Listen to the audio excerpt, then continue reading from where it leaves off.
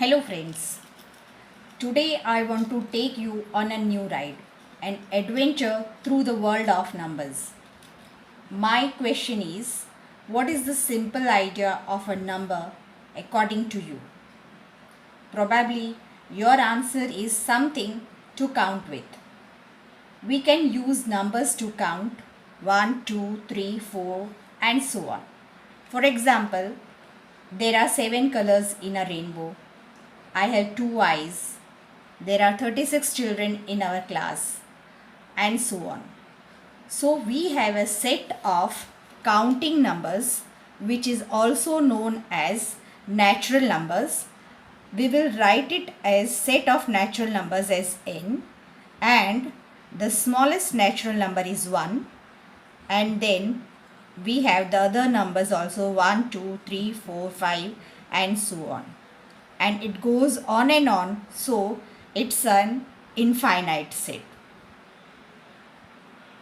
And the counting numbers satisfied people for a long time. The idea of zero, though natural to us now, was not natural to early humans. If there is nothing to count, how can we count it? For example, I have 3 apples and I ate all of them. Now, how many apples are left out? So, the idea of zero had begun. So, let us add 0 to the set of counting numbers. So, if we have a new set, then we should have a new name also. So, that is known as a set of whole numbers. Whole numbers, we will write it as W, and 0 is added to a set of natural numbers 1, 2, 3, 4, 5, 6 and so on. Is it okay? So smallest whole number is 0 and the largest whole number cannot be defined because it is an infinite set. But the history of mathematics is all about people asking questions and seeking the answers. One good question is, if we can go one way, we can go the opposite way also, isn't it? If we can count forward 1, 2, 3, 4 and so on, then what about when we count backward? 10, 9, 8, 7, 6, 5, 4, 3, 2, 1, 0, then what? So here the idea we get it as negative numbers also, but we are not concerned about negative numbers at present. When the time comes, we will come to negative numbers idea also. Now we will see properties of whole numbers. Properties of whole numbers help us to understand the numbers better. Moreover, they make calculations under certain operations like addition, subtraction, multiplication and division very simple. The different type of properties of whole numbers are closure property, commutative property, associative property, distributive property, etc. First, we are going to see closure property. Now, the term closure is used in many diverse fields. Outside the field of mathematics, closure can mean different things. Suppose you can say that enclosure for animals, chair is closed in a room, and so on. But when the term closure is used in mathematics, it applies to set and mathematical operations. The closure property states that when you perform an operation, addition, multiplication, subtraction and division on any two numbers in a set, the result of the computation is another number in the same set. Try to understand this once again. When you perform any operation, that is any basic operation, addition, subtraction, multiplication and division on any two numbers in a set. So we are going to see only the set of whole numbers. So you can take the numbers as 0, 1, 2, 3, 4 and so on. But you cannot take the negative numbers. And when you perform any operation on any two numbers in a set, the result of the computation, whatever the operation you have done, the result will be another number, but it should be within the same set. Okay, now we will go with the addition of closure. So here for addition we are taking, so let me take as say first number, say a is equal to 0 and b I am taking it as 2. Now as I am going to do addition, so I have to go for a plus b, that is I will have it as 0 plus 2 is 2. I have to think that is 2 in a set of whole numbers. Yes, so whole number is closed under addition. You can take any of the numbers. Say another example I am taking as a is equal to 4 and b is equal to 2. Okay, these two numbers I have taken from a set of whole numbers, that is 0 I can take and 1, 2, 3, 4 and any number I can take it. When I add them up, I have the result as 6, which is again in the set of whole numbers only. So whole numbers are closed under addition. Now the same thing happens for multiplication also. So when I go for the second operation, say multiplication,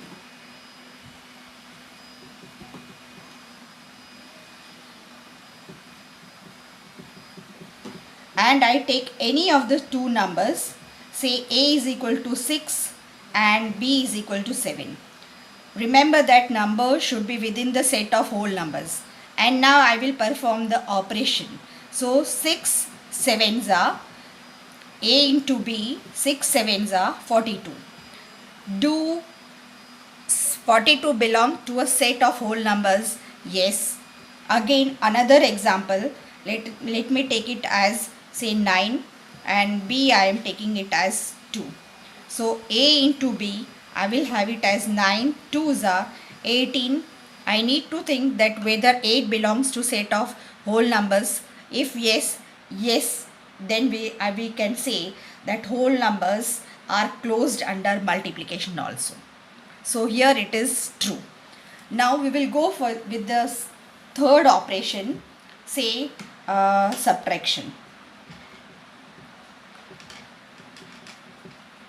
And again I will take two numbers from the set of whole numbers.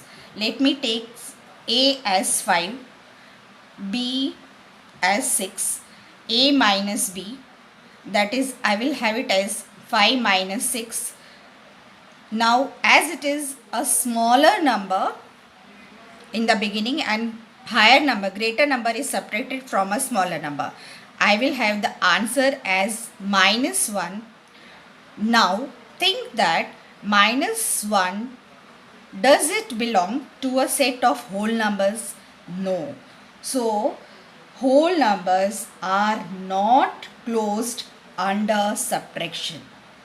Even though one of the condition you may, if you have say number a as 8, b as 3, then a minus b, you will have it as 8 minus 3 is equal to 5. 5 definitely belongs to a set of whole numbers. But even if for one condition also, if it fails, we cannot say that whole numbers are closed under subtraction. If it is true, it should be true in all the cases. Fine. Now let me go with the fourth operation, division. Now say A I am taking it as 8, B I am taking it as 4, A divided by B, 8 divided by 4, which is 2. So does 2 belong to the set of whole numbers? Yes. So here the condition is satisfied. I will take the another example. Say A is equal to 3, B is equal to 6, A divided by B. I have 3 divided by 6, which is half. Does half belong to the set of whole numbers? No, fractions are not there. So here it fails because here it doesn't come in the set of whole numbers. So whole numbers are not closed under division. So what we have learnt is closed numbers, whole numbers are closed under addition and multiplication, but not for subtraction and division. Now we will see second property on whole numbers, that is commutative property. The word commute is defined as to travel back and forth on a regular basis, right? Similarly here, commutative property in whole numbers is just to interchange or switch the elements. That is, when we perform the operation addition, then I should have A plus B is equal to B plus A. For subtraction, I should have A minus B is equal to B minus A. A into B, I should have it as B into A, and A divided by B is equal to B divided by A. If it is correct, then we will say that commutative property is satisfied for these operations, otherwise not. Yet we are going to verify the things. Now first of all, we will see for operation addition. Okay, for addition and for multiplication, we will see first of all. So here, do I have A plus B is equal to B plus A when I switch the elements? So if I take A is equal to 5 and B is equal to 3, then I have left hand side, that is A plus B, as 5 plus 3, which is equal to 8, and right hand side I have B plus A is equal to 3 plus 5 is equal to 8. So left hand side is equal to right hand side. So here it is true. For addition, you may take any two numbers and add them up. You will always have A plus B is equal to B plus A. Remember, you have to take the numbers from a set of whole numbers, 0 and positive numbers only. We will see now for multiplication, that is, do I have A into B is equal to B into A. So here I am taking A as 7, B as 11. So left hand side I have A into B, that is 7 into 11, 77, and right hand side I have B into A, that is 11 into 7, so 77. Again I have A left hand side is equal to right hand side, so A into B is equal to B into A. In all the cases, whatever the numbers you take A and B, always you will have A into B is equal to B into A. So we will say that whole numbers, for whole numbers, multiplication and for addition, commutative property is satisfied. Let us go with subtraction. Third operation, I am taking it as subtraction. So I need to check whether A minus B is equal to B minus A or not. So here I am taking the example as A is equal to 6 and B is equal to 4. So left hand side I have A minus B. So A is 6 minus 4, which is 2, and right hand side I have as B minus A. So 4 minus 2, 4 minus 6, which is equal to minus 2. Now left hand side and right hand side I don't have equal. Here I am getting 2, whereas here I am getting minus 2.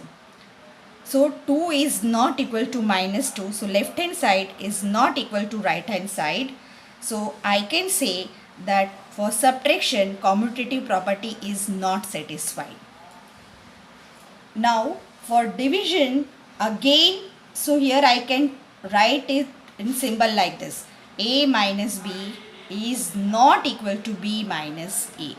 Now I will go for division. So I have to verify whether A divided by B is equal to B divided by A. So if I take A is equal to 15 and say B I am taking it as 3. So A divided by B, which is my left hand side, I will have it as 15 divided by 3, which is 5. Right hand side I have B divided by A. So I have 3 divided by 15. So I have as 1 divided by 5. Now 5 and 1 by 5, are they equal? No. So left hand side is not equal to right hand side. So I can say that for division also commutative property is not satisfied. So I can write it in symbolic language as A divided by B is not equal to B divided by A. So what we have learnt is commutative property is satisfied for multiplication and addition only, but not for subtraction and division.